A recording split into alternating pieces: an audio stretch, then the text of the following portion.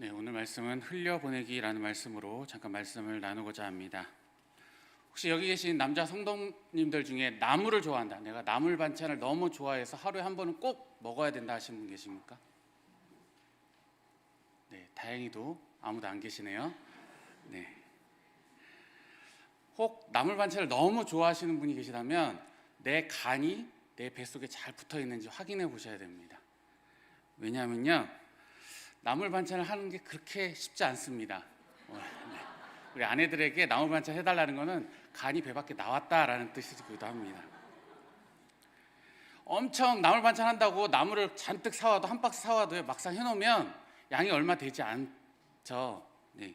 예를 들어서 뭐 콩나물을 무쳐도요, 콩나물 무쳐도 뭐 콩나물을 씻어야죠. 그걸 또 다듬어야죠. 다듬고 나서 비린내 안 나게 잘 또 삶아내야 되잖아요. 이거 언제 삶았나고 뚜껑 열었다 닫았다 하면 또 비린내 나잖아요. 그리고 또 삶아서 식혀야죠. 식혀서 또 그거를 또 양념을 또 해야 되잖아요. 소금도 넣고 MSG도 좀 넣고 다진 파, 다진 마늘 집어넣고 잘 버무렸다가 또 간 맞추고, 그것 보니까 제 마지막에 이제 사랑의 감미료를 또 집어넣어야 되잖아요. 거기다가 뭐 참기름하고 깨소금 넣고 하면 딱 만들어놔서 딱 차려 놓는 이 과정이 얼마나 힘듭니까? 그렇다고 제가 한 번도 만들어 보지 않았습니다. 네. 그런데 딱 차려놓고 나니까 남자분이 딱 드시더니 이거는 철수네 엄마 거보다 맛이 좀 덜한데? 라고 하는 순간 이제 아내가 오셔서 당신이 어떻게 철수네 콩나물 맛을 알아? 라고 하면서 이제 전쟁이 시작이 되는 거죠. 네, 아무튼 이렇게 뭐 요리 솜씨가 저는 없어서 저는 하지 않습니다. 네.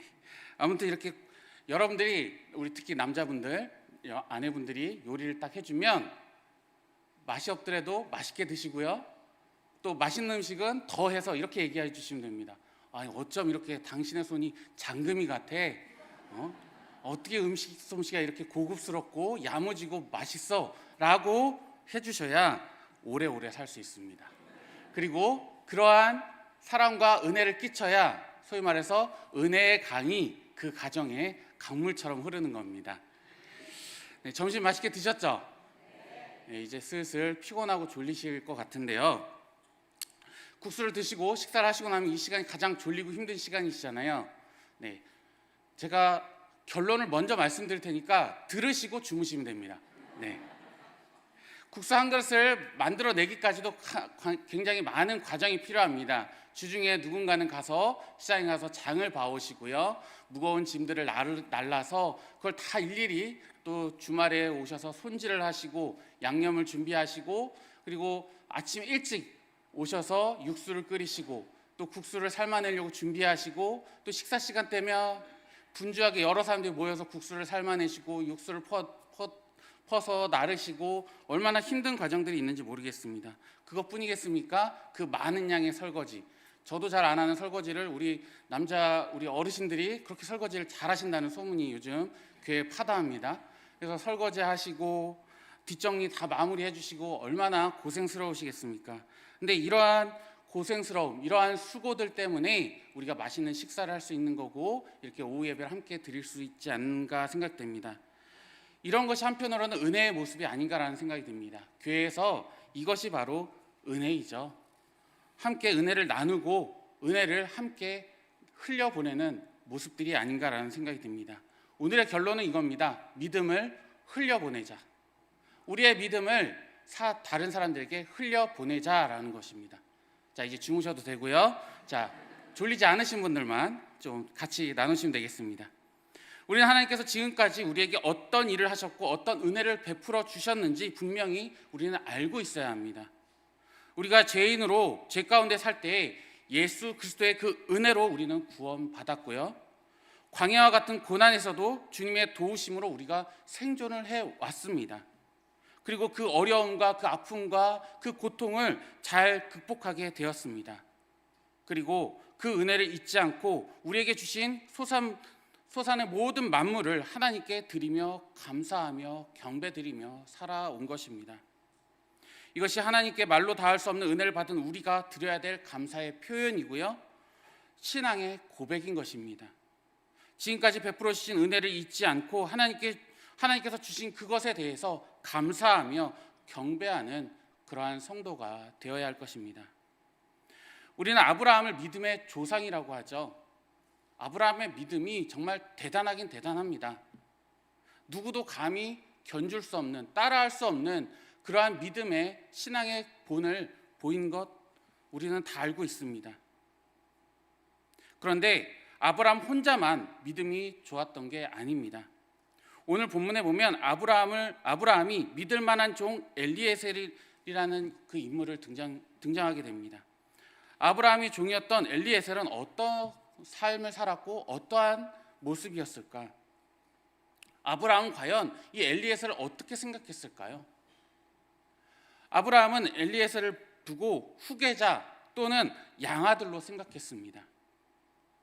하나님이 내가 너로 자녀를 줄 것이다 라고 이야기했을 때 사라의 몸에서 나는 그 자녀가 있을 것이라는 그것에 물론 아브라함은 믿었지만 처음에 아브라함의 대답은 하나님, 지금 제가 이런 상태로는 안 됩니다. 사라도 지금 힘들지 않습니까? 내 종 엘리에셀이 있습니다. 나의 모든 기업을 이을 자는 그가 될 것입니다 라고 이야기할 정도로 엘리에셀을 아브라함은 정말 믿고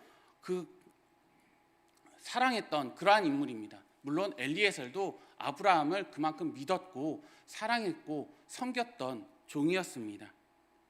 그런데 여러분, 누군가 밑에 있다 보면 그 사람의 좋은 것만 보는 건 꼭 아니잖아요.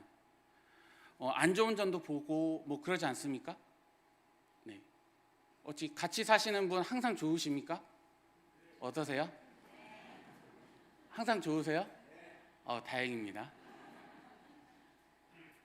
뭐 누구나 다 그렇지만 사람이 겉으로 보는 모습만이 다가 아닐 수가 있잖아요. 뭐 저도 마찬가지입니다. 제가 이렇게 늘 서 있지만 교회에 있는 모습과 집에 있는 모습이 좀 다를 수도 있잖아요. 그렇다고 뭐 완전 망나니가 되는 건 아니지만 아무튼 집에 가면 가면을 벗게 되고 좀 편한 옷을 입게 되고 편한 모습을 보이게 되고 뭐 아내나 자녀에게 철없는 모습을 보일 때도 있고 부족하고 연약한 모습을 보일 때도 있습니다. 아마 아브라함도 그러지 않았을까라는 생각이 듭니다. 자신의 종 또는 자신의 후계자라고 생각했던 그에게도 연약한 모습을 보였고 성경에서도 아브라함의 연약한 모습은 우리가 알고 있습니다. 성경에서는 아브라함을 영웅으로 만들고 있지 않습니다. 어떻게 보면 수치를 드러내고 있죠. 자신의 아내를 어떻게 했는지 또한 그 신앙의 고백에서 어떻게 망설이고 고민하고 좀 연약한 부분이 있었는지 보여지고 있습니다. 아브라함뿐만 아니라 여러 성경의 인물들이 연약하고 부족한 모습들을 보여주고 있습니다. 뭐 대표적으로 다윗도 그렇습니다. 다윗은 많은 사람들이 본받아 하고 다윗의 별이라고 해서 이스라엘 사람들도 다윗의 그 시대를 굉장히 추앙하고 좋아하고 사모하고 있죠. 근데 우리가 다윗을 닮아라 했을 때 어떤 부분을 쏙 빼놓을까요?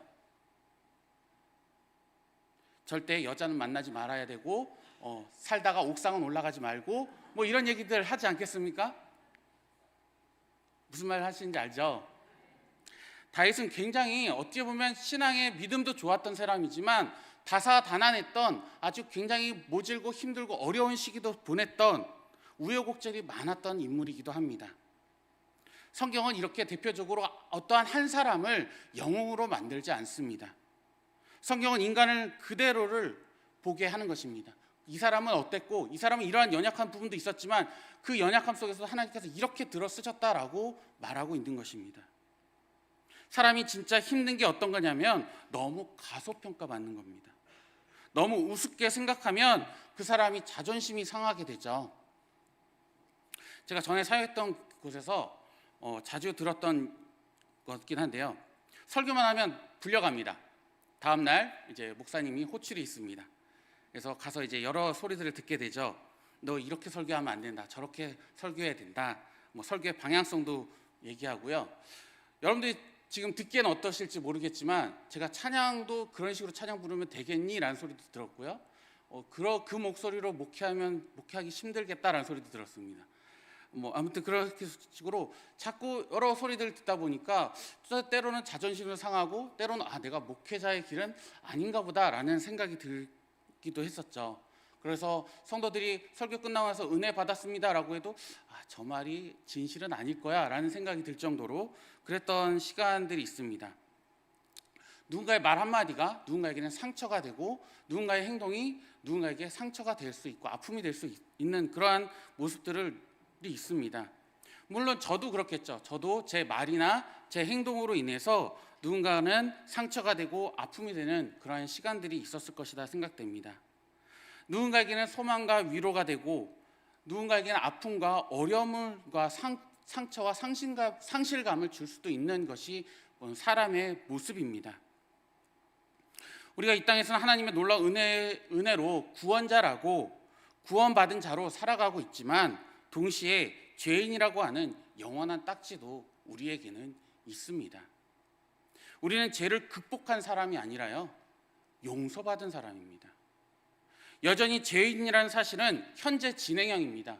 너는 이제 죄가 다 없어졌어가 아니라 용서받은, 우리는 여전히 죄인의 모습입니다. 이 땅에 살면서 아마 완벽한 사람은 없을 겁니다. 나는 완벽하다라고 자부하실 수 있는 분 계실까요? 그런데 우리가 주님의 나라에 이르를 때에 요한계시록에 보니까 흠이나 주름 잡힌 것 전혀 없이 천사들이 흠모할 만한 모습으로 만날 것이다 라고 이야기하고 있습니다. 기대되시죠? 여러분들의 주름이 없어진답니다. 흠모할 만한 모습으로 만난답니다. 서로의 아픔을, 서로의 상처를 다 없애주고 하나도 남김없이 그냥 온전한 모습으로 다시 만나게 된다고 합니다. 마치 지난 일을 다 까먹은 양 지난 것처럼 그냥 모두가 다 환한 모습으로, 웃는 모습으로 그렇게 만나게 되는 겁니다. 그걸 우리가 소망하고 있습니다. 그러기에 그 소망으로, 하늘나라의 소망으로, 천국의 소망으로 우리가 이곳에 있는 거 아니겠습니까? 기가 막히게 아름다운 모습으로 서로의 아름다움을 보면서 하나님이 우리를 지으신 그 기가 막힌 모습의 그 원형 그대로의 모습으로 같이 만나게 되고 하나님을 찬양하게 되고 바라보게 될 것이다 라는 소망으로 살아가고 있습니다. 이것이 믿음인데요, 아무튼 이 엘리에셀의 삶이 어땠냐면 아브라함의 종으로 살아간다는 것은 영광이자 그 당시에 굉장히 부와 명예를 누리고 있던 아브라함이었으니까요, 영광이자 또 한편으로는 우리 주인이 왜 저러실까 라고 생각하는 부분이 아마 있었을 것입니다. 때로는 실망했을 것이고요, 때로는 서운한 순간도 있었을 것입니다. 여러분들도 저보다 인생을 더 오래 살으셨으니까요, 믿었던 사람들이, 아니면 존경했던 사람들이 때로는 서운하게 하거나 실망스럽게 했던 모습들 있지 않습니까? 저도 어릴 때 정말 존경했던 목사님이 어떨 때는 정말 존경하고 좋은 모습으로 보이시다가도 어떨 때는 인간적인 모습을 보이면 정말 아쉽고 속상할 때도 있었던 것 같습니다.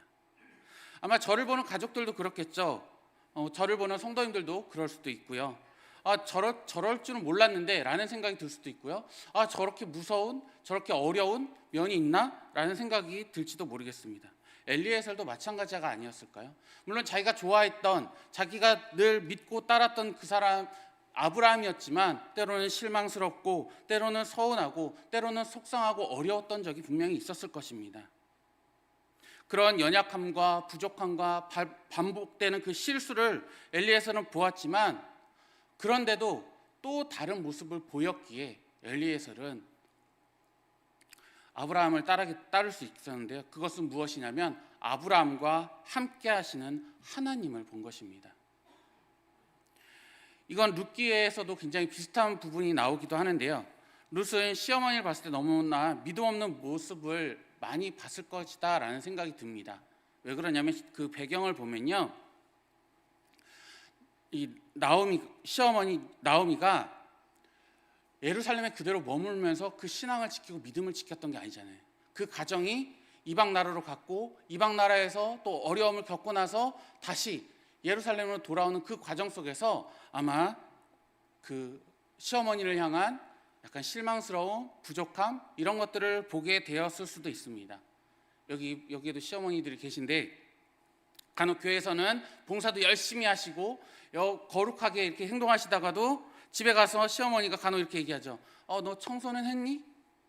아니 명절이 다가오는데 음식은 뭐 할 거니? 라고 하면 어머니 음식은 요거 준비할까요? 그러면 뭘 그런 걸 해. 됐다.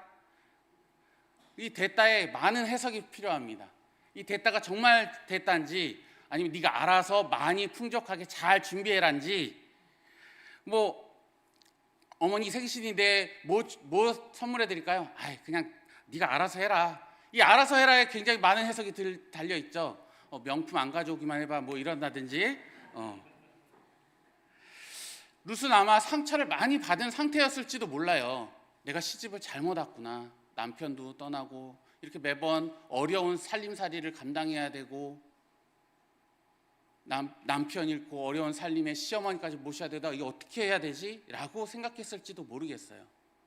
그렇지만 룻도 마찬가지예요.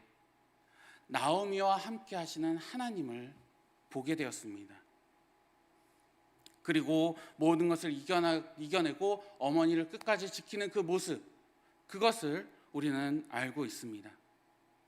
이것이 어찌 보면 은혜이지 않을까라는 생각이 듭니다.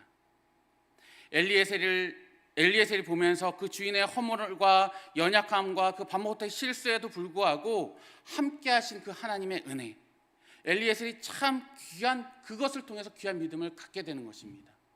아니, 저렇게 실수가 많고 저렇게 잘못을 하고 늘 잘못된 거짓과 불평과 어려움을 나에게 보여주는데도 불구하고 하나님께서 어떻게 저렇게 아브라함과 함께 하실까? 부족함 속에서도 함께 하시는 그 하나님이 정말 대단하구나. 정말 사랑이 많으시고 온유하시고 존귀하신 분이구나. 참 능력이 있으시구나. 그것을 발견하게 된 것입니다. 그것을 보게 된 이 엘리에셀의 믿음이 정말 대단한 것 같습니다. 하나님께서는 시간과 공간을 초월하여 당신의 백성들을 돌보셨고 그들의 생존까지도 책임지셨습니다. 이러한 하나님의 은혜는 어제도 오늘도 그리고 내일도 변함없이 이어집니다. 이거를 엘리에셀이 발견했고 이것이 룻이 발견한 것입니다. 이 은혜가 우리 믿는 자들에게 있는 줄 믿습니다. 현대인들이 바쁜 일상 속에서 과거 하나님께서 베푸신 은혜들을 쉽게 잊어버립니다. 아침에 눈을 뜨는 순간부터 밤에 잠자리에 드는 그 시간까지 우리는 끊임없이 무언가를 하고 무언가에 쫓기며 살아가고 있지 않습니까? 스마트폰의 그 알람 소리에 하루를 시작하게 되고 그 스마트폰의 그 일정표대로 내가 그냥 따라 살게 되고 수없는 카톡과 수없는 메시지와 수없는 전화와 그리고 인터넷과 그다음에 일상에서 모든 여러 가지 일들에 파묻혀 지내고 계시지 않습니까?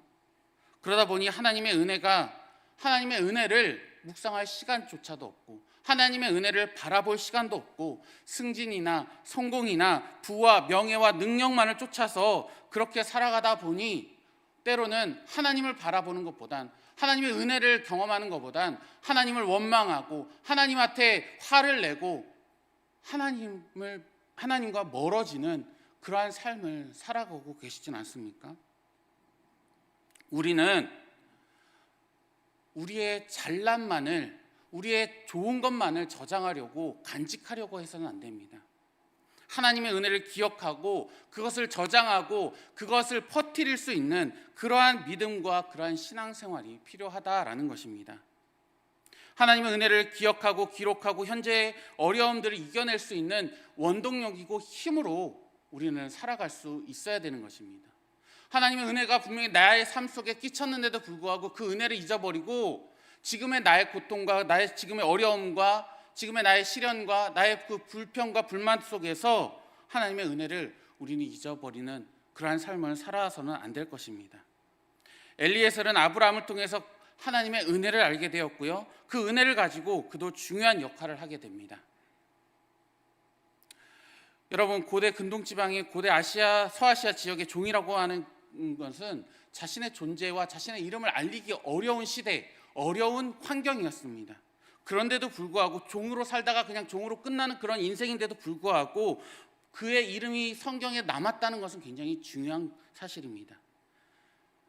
종으로 드러났지만 그의 시작은 종으로 시작을 했지만 엘리에셀의 믿음의 고백으로 인해서 어마어마한 일들이 일어난 것이고 거의 아브라함급으로 그의 이름이 성경에 새겨지게 된 것입니다. 아브라함도 참 신기합니다. 종 엘리에셀을 얼마나 믿었는지 자기 이제 아내가 죽고 자기 아들이 장가갈 이삭이 장가갈 나이가 됐을 때 엄마 치마폭에 감싸였던 이삭이 힘들어하는 것을 보고 며느리감을 구해오라고 종에게 이제 이야기를 합니다. 그런데 이 땅에서 말고 고향 땅으로 가서 나의 며느리감을 좀 구해와라라고 합니다.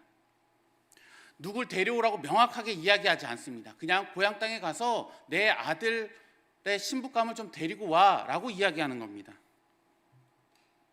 그렇다면 이삭이 나이가 찼으니까요. 조건을 좀 이야기하면 좋잖아요. 머리 똑똑한 여자가 좋아요. 아니면 특별히 요리 잘하는 여자, 몸매든 얼굴이든 조건이든 뭔가 이야기를 해야 되잖아요. 집안이든 뭔가 이야기를 해야 되는데 그렇지 않습니다. 그냥 데리고 와. 엘리에셀도 참 무모해요. 그냥 네 하고 갑니다. 그리고 엘리에셀은 갑자기 나홀 성에 가까이 가서 기도하기 시작합니다. 내 주인의 하나님이시여 순조롭게 만나게 하옵소서. 그렇게 이야기합니다. 내가 어떠한 사람을 만나고 싶습니다도 아니고요. 그냥 하나님, 내가 순종하고 이곳에 왔는데 좋은 여자 만나게 해주십시오. 내가 여인의 우물가로 갈 건데 가서 한 여자에게 여자들이 이제 물을 기르러 올 타이밍인데 나에게 물을 다오라고 했을 때 나에게 물을 줄 뿐만 아니라 내가 데리고 온 낙타에게도 물을 준 그 여인. 근데 낙타가 한두 마리가 아니거든요. 성경에 보니까 10마리의 낙타라고 합니다. 그 당시에 낙타는 물을 먹는데 8리터에서 10리터 정도를 먹는다고 합니다. 그런데 이 종이 데려온 낙타는 10마리였고요. 그럼 물만 해도 엄청난 양이잖아요. 100리터 이상을 먹는다는 거잖아요. 근데 그 고대 서아시아 지방은 기름보다 물이 더 귀했던 그런 지역이고 시기였습니다. 근데 종이 기도한 것처럼 그렇게 자신에게 물을 줄 뿐만 아니라 내가 저 낙타에게도 물을 주겠습니다 한 여인이 과연 있었을까요? 그것도 자기가 손수 주겠다는데 우물가에서 물을 길러서 그거를 일일이 낙타에게 퍼다 나르는 겁니다. 10마리의 낙타 한번 먹여보시겠습니까? 100리터라는데 20리터가 우리 생수 큰 통에 20리터잖아요. 그거를 몇 번을 왔다 갔다 해야 되는데 14절에 보면 이 일을 통해서 하나님의 지속적인 은혜를 베푸시는 분이라는 것을 알겠다라고 이야기합니다. 하나님께서 그런 사람을 만나면 나에게 은혜를 주신다는 것을 내가 알겠습니다. 그런데 15절에 보면 말이 마치기도 전에 지금 기도하고 있는 그때에 어떠한 여인이 딱 나왔는데 심히 아름답고 지금까지 남자를 가까이 하지 아니한 처녀. 그리고 그러면서 저기요 라고 말을 건넸는데 그 여인이 물 드릴까요? 라고 뿐만 아니라 그 당시에는 누군가 남자가 지금도 생판 모르는 남자가 저기요 라고 하면 누구세요? 아니 무슨 일이세요? 라고 물어볼 텐데 그게 아니에요. 내가 당신에게 물을 드리오리까 라고 하고 내가 저기 있는 낙타에게도 물을 주겠습니다 라고 이야기하는 겁니다. 여기서 중요한 건 하나가 있다면 단순히 아름답기만 한 여인이 아니었다라는 것입니다. 마음과 중심에 친절이 비어 있고요, 겸손이 있고요, 다음에 상대방의 상황에 따라 급히 움직이는 그런 민첩성을 가진 여인이다라는 것을 이것을 통해서 알 수 있습니다. 외모뿐만 아니라 그의 심성도 그가 바라보는 그 관점과 행동도 남달랐다라는 것입니다. 여러분들 사람을 대할 때 굉장히 중요한 것이 있습니다. 나 중심이 아니라 상대방을 생각할 줄 아는 사람, 상대방이 급할 때 함께 움직여주는 사람, 그런 사람들이 내 곁에 늘 있다면 얼마나 좋겠습니까?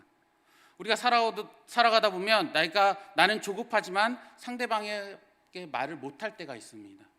도움이 필요하지만 도움을 요청하지 못할 때가 망설여질 때가 있지 않습니까? 그럴 때 알아서 도와주는 분들이 온다면 알아서 도움을 주고 내가 이렇게 한마디 해주는 겁니다.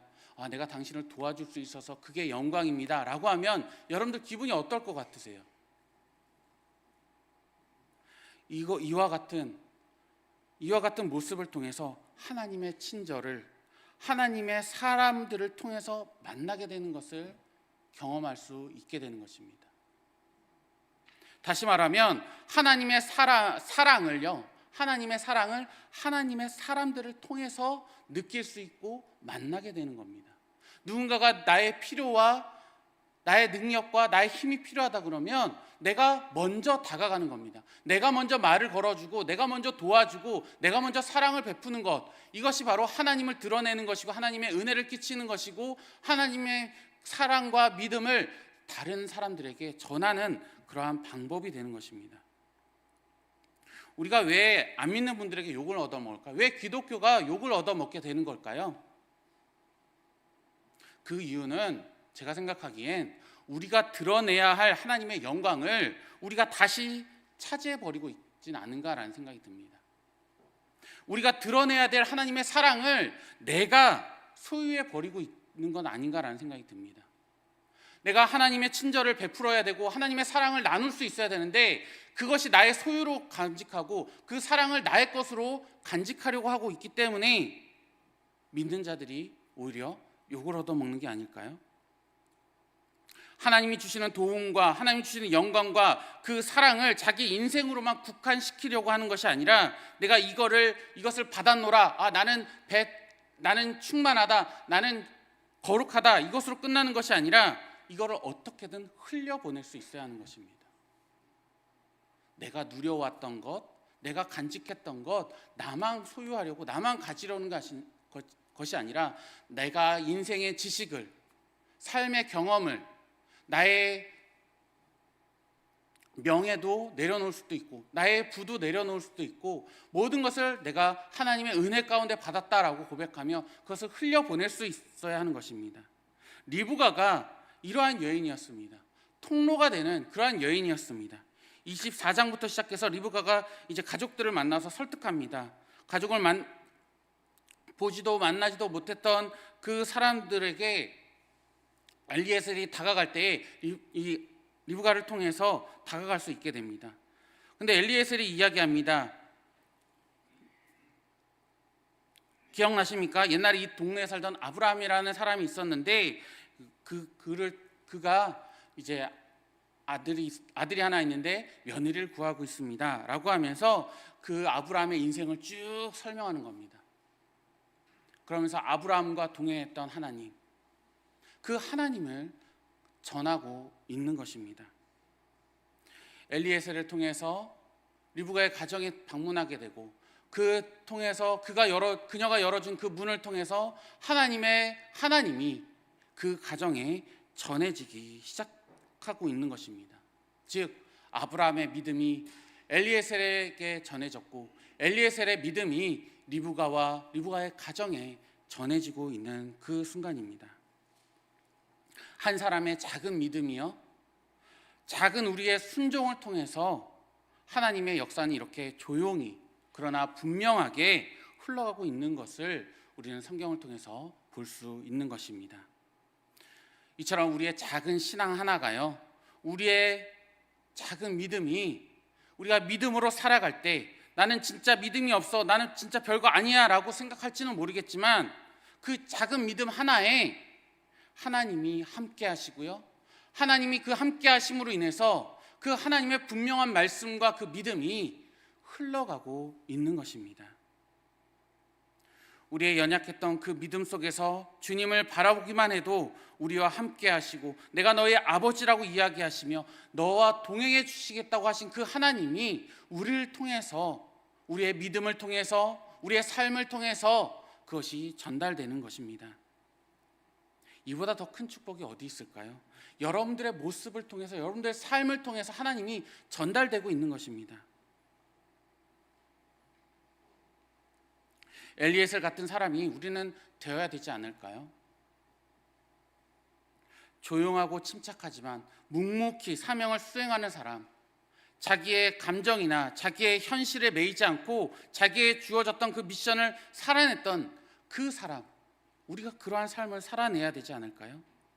자신이 받은 은혜와 믿음을 흘려보냈던 사람입니다. 우리는 엘리에셀을 종이었다라고 말할 수 없을 것입니다. 우리는 그를 그리스도의 제자이며 하나님의 자녀였다라고 이야기할 수 있을 것입니다.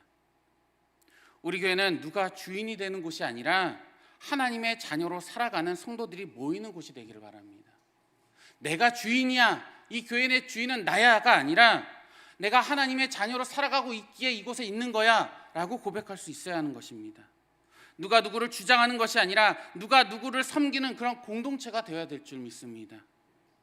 주일학교 아이들부터 시작해서 모든 성도님들 하나하나가 다 함께하는 공동체. 그래서 여기에 하나님의 뜻이 있구나, 하나님의 형상을 보면서 하나님의 영광을 경험하고 하나님의 위로를 경험하고 하나님의 사랑을 경험하고 하나님의 격려를 경험하는 그러한 교회가 될 줄, 그러한 교회가로 나아가야 될 줄 믿습니다. 그렇게 되기를 간절히 소망합니다. 이곳에 계신 모든 분들이 이 말씀을 통해서 우리가 그러한 위대한 삶을 살아내는 그 한 자락에, 그 중심에 살아있기를, 함께하기를 간절히 소망합니다. 우리는 엘리에셀처럼 내가 만난 하나님을 전할 수 있어야 합니다. 그렇다고 일일이 나가서 막 말씀을 전하고 복음을 전하는 것도 아닙니다. 내가 받은 그 은혜를 자연스럽게 흘려보낼 수 있어야 합니다. 나의 믿음을 흘려보낼 수 있어야 합니다. 내가 가진 능력과 내가 가진 힘과 내가 가진 재능과 내가 가는 지식으로 나의 믿음을 흘려보낼 수 있어야 합니다. 전에도 한번 말씀을 드렸는데요, 혼자서는 갈 수 없는 길, 그래서 주님이 언제나 우리와 함께 하시고요, 우리에게 함께 살아가는 영적 가족들, 영적 자녀들, 교회 공동체를 주셨습니다. 이 신앙의 길은요, 혼자서 걸어갈 수 없습니다. 나의 부족함을 들어쓰시는 그 하나님이 누군가에게 부족함이 있어도 그곳에 임하시는 하나님의 은혜가 있기에 내가 부족하면 내가 은혜를 받고요, 내가 무엇인가 능력이 있는 것, 힘이 있는 것은 그 은혜를 흘려보낼 수 있는 그것이 바로 이 교회입니다. 오늘날 우리의 삶에서 믿음으로 살아갈 때, 은혜로 살아갈 때 여러 비난과 고난과 수고와 헌신과 인내가 필요합니다.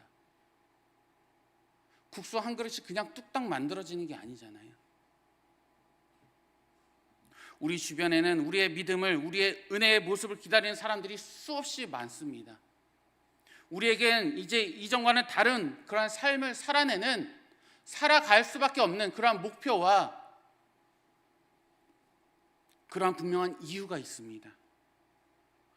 우리의 믿음과 은혜를 흘려보낼 수 있기를 간절히 소망합니다.